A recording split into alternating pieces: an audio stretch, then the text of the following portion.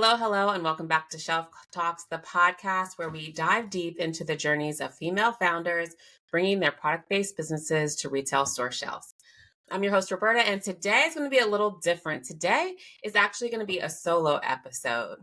I really want to talk about pitching when it comes to retailers and buyers, and really what the most important factors are when you're creating your pitch. So just to back it up a little bit, what a pitch is basically a way that you're going to communicate to retail buyers why you're different, unique, what opportunities your brand is going to bring to retail store shelves in regards to driving an incremental sales and be a part of the assortment and category on shelf. So typically a pitch is either going to be virtual or it's going to be face to face.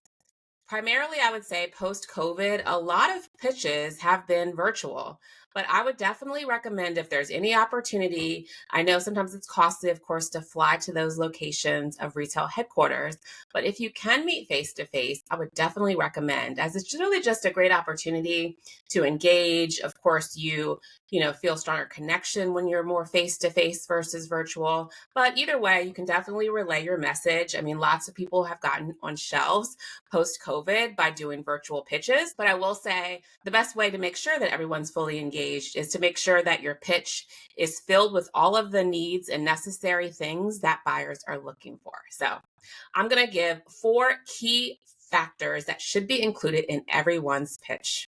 So the first thing is definitely your brand story, your why, who you are, why you created the brand, why it's unique, and why it's a differentiator.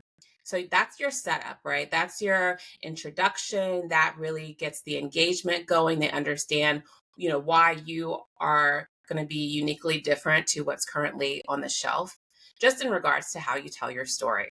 The second part is going to be about showing your product, right? That is the sole reason why you're there. It's in order to get shelf space of your brand in that retailer store. So when you're showing your assortment, you do not want to show all of the SKUs that you carry. You may be, a beauty brand that has 15 SKUs that you're selling direct to consumer. Most of the time, pretty much all of the time, you're not going to get all 15 SKUs in that store. Nor do you really want to, because I'm sure, a large percentage of your sales are coming from your top items. A lot may be secondary. After a consumer understands and knows the brand and becomes loyal, then they're going to be buying those additional products, right? But when you are pitching to a retailer, you want to make sure that the assortment that you're presenting is like the heavy hitters. They're the ones that, once they go on shelf, they're going to sell. The retailer, the buyer is going to see those sales results, and then they're going to lean into you for a bigger assortment and more.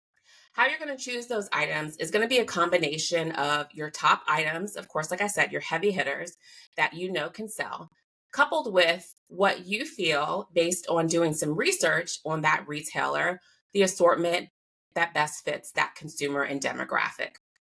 So how you can do this, you can go to the store, go to the area in which your product is going to be represented.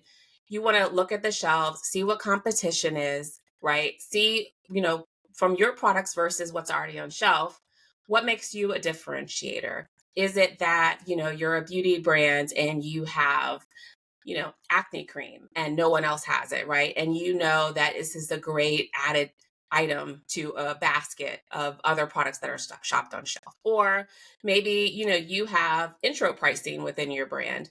And so, a lever is to say, I know that these 3 products are carried already in your store, but this is a great opportunity to be introductory for consumers that are looking to get into this space, but don't want to spend a lot of money. Right. So you want to make sure, again, that the assortment that you're showing is definitely representative of the consumers that are going to be shopping those stores. You can also do research just online to understand who those consumers are. Some retailers you actually can look up and see what their main demographics are, so you can get a little bit understanding there. But I mean, definitely the best opportunity, I would say, is to really go to the store. Go to the store, look at the consumer, who's buying. Maybe you even ask questions to the people that are shopping those aisles in regards to why they're purchasing things. And then, like I said, come up with a real curated assortment for that retailer.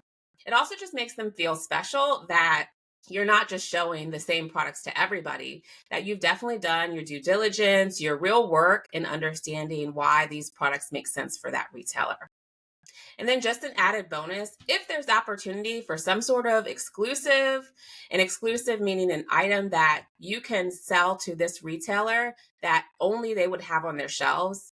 Buyers, retailers love that, because in today's age where we're missing retail loyalty, an opportunity for consumers to only go to one store to shop a specific item is gold to retail buyers. So even if you can only, offer an exclusive for, let's say, 6 months or a year, I mean, that's still beneficial, because what that does is allow for that retailer and you to market to that consumer, get them in the mindset that this is where they shop for this product or this item or this flavor or this SKU.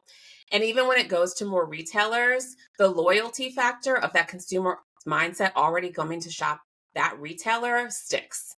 So any opportunity, again, exclusive, first to market, some may call it, especially if you're only allowing it, available for a specific period of time. It's a really great opportunity to engage and excite retailers and buyers, and of course, get more consumers in the door upon launch. A really good example of this is on a past episode with Brianna Arps, founder of Mado. She created a travel bag that encompassed samples of her fragrance when she launched in Urban Outfitters. You could only purchase it if you went to Urban Outfitters to buy, not if you were on her website or any other mode, but you had to actually go to Urban Outfitters, either the website or the store, to buy it. And she had major success from the initial launch. So go back and listen to that episode. She talks a little bit more about it, but I would definitely say exclusive opportunities are, like I said, gold when it comes to opportunities to get on shelf. Number 3, I would say definitely you want to present data. So, buyers love sales and they love data, right? And of course they love product. So you want to make sure you bring data. And so if you are a direct to consumer brand, you may not have any retail store sales. There's still opportunity for you to provide, sales. So my brand has, grown by 30% over the course of the last 3 years, year over year, right? Or maybe you have feedback from customers that are saying that they want to purchase your brand in brick and mortar stores. And even better, if you have feedback that saying that retailer that you're actually talking to is the retailer of choice for your consumers and where they want to shop.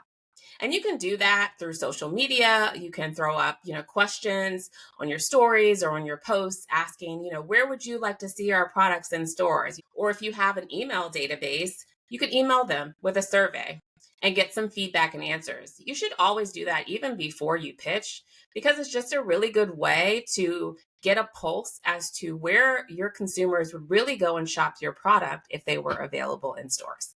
And again, just great data to show as you're pitching. Repeat purchase is another one. So, consumers, that shop us come back every 40% of them come back every 30 days. Some sort of data that attaches to knowing that, hey, not only do our consumers like to buy from us, but there's a high chance that they're going to come back. And so what that means for a retail buyer is if I have it in my store, I most likely will get that same repeat purchase, right? And that's what they want. They want not only the initial purchase, but they want that consumer to come back and purchase when their product or item runs out. So data is definitely important. But again, I think some people think, oh, I don't have, the high sale. I'm not in Target, right? And I don't have the high sales that I can show them that's really going to get them excited to have me in their store because I have a competitor, that I'm doing well in.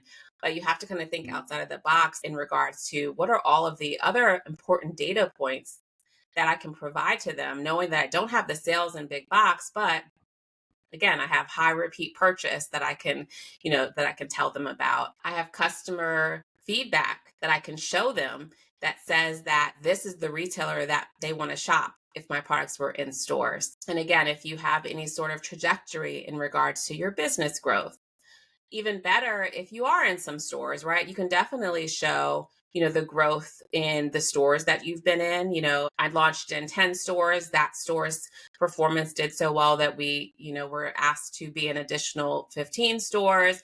And now this year we're launching in X. right? So any opportunity to show that growth trajectory is important for you to relate to that retailer or that buyer. And then lastly, I would say marketing. So marketing really comes in 2 points, and I feel like a lot of people forget about the second.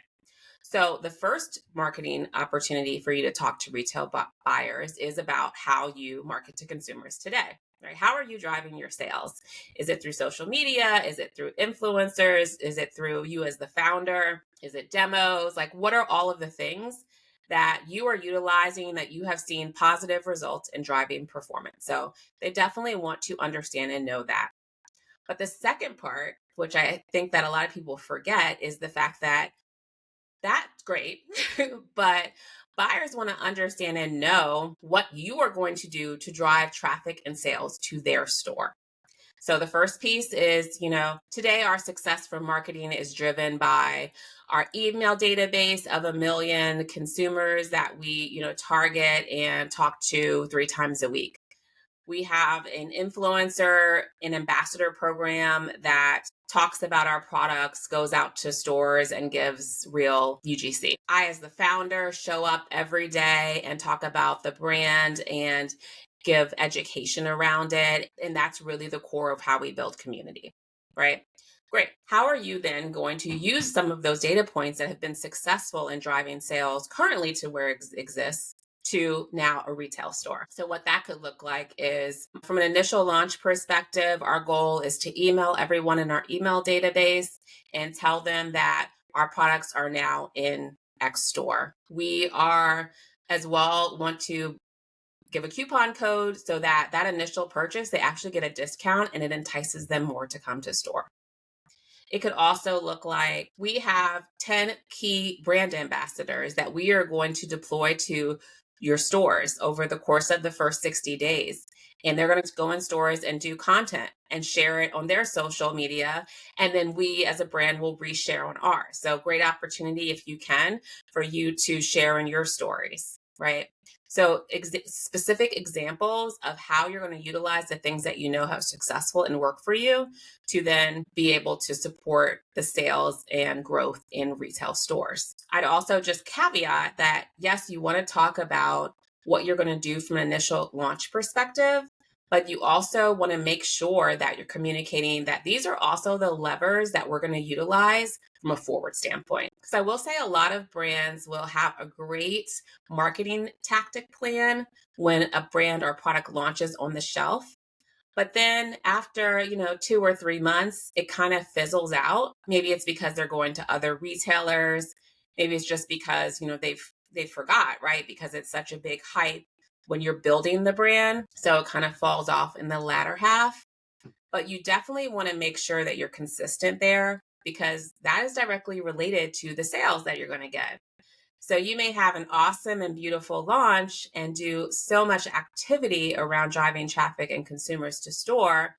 But then, of course, as you know, consumers are very, things leave their mind very quickly. So if you're not continually showing up and connecting your brand to that retail store, that could get lost, right? And sales could start to decline. So I would say, those 4 things are definitely key things that you want to have in every pitch that you have to a retail buyer, and especially that marketing piece. So you really want to take the time to think about what are the things that you're doing today that are working, and how can some of those translate into you providing for that specific retailer through tagging and making sure that you're driving traffic to that store. And I will say, of course, you want to balance, right? You're building your brand your brand equity and your brand awareness. But in addition to that, you're going to have to level that out with opportunities to drive to a specific retailer. And that's going to change and evolve as you add more and more retailers, and figuring out how to be uniquely different with all of them. I think also, it varies by retailer, and you'll feel that out in regards to some things may work for one retailer versus some for others. Like, for example, there's some retail stores that will allow you, if you had a food item, to sample it, right? So that may be a tactic where you're utilizing a team to go out to those stores and sample products every weekend. But there's some stores that do not offer brands to come out and sample in store. So you'll have to think of other ways in which you can get, some sampling out there, or of course, again, drive traffic to store. So think about that in detail. Like I said, you can definitely as well, look at that retailer social media. There could be some hints in regards to what other brands have done, because a lot of times when brands execute via social media, some tagging, the retailer will pick that up and use that, of course, as their content as well. So that's a really good way to look at opportunities on what you can do to add to that, that plan that you're going to present to get them really excited, so that a buyer can walk away thinking, wow, they have a great story that we know, is different and unique. They've presented an assortment that we feel confident is directly related to the consumers that shop our stores, as well as their top items, right? They've shown us data that's proven that when they come in our stores, people are going to come back to purchase, right? And that people already would love to have their products on our store shelves. And then they know how they're going to drive traffic once the product is on store shelves. So this is honestly going to be a differentiator for you, because a lot of brands honestly miss out on one of those key components, right? So this is going to give you some advantage in regards to really showing up and providing the things that retail buyers really want to hear.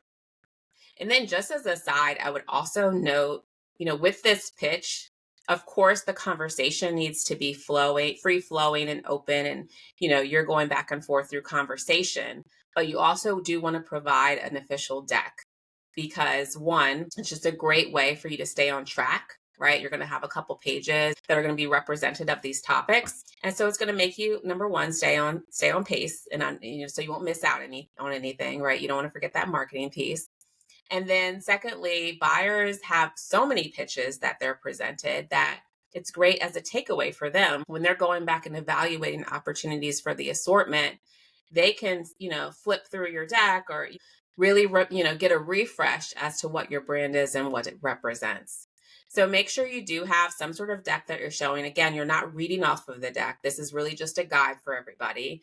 And then you want to make sure that you're sending that deck to the retail buyer after, if you are virtual, and or presenting copies and sending after via email if you are face to face. So those are really the four things. I mean, of course, you can add your own flair and add any additions. I would say though, you want to make sure that you're keeping it within the time frame that you're allotted, because that time is going to come quick, and most buyers don't have extra time, so they're going to halt the meeting. So you want to make sure, if you're given 30 minutes, that your pitch, is within, maybe 20 minutes, allowing for time for any Q&A, and of course, ending on time.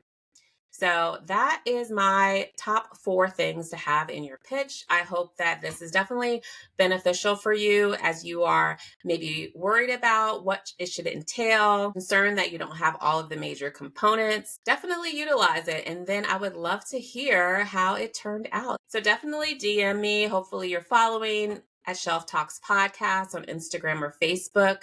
You can also message me on LinkedIn. I'm excited for you to have opportunity to put these in your deck, have a little advantage when it comes to presenting, and really win on shelf. Again, hope this is great value for you. I'm really excited to have you use it, and definitely let me know what you think. And also let me know if you like solo episodes, because I can do more.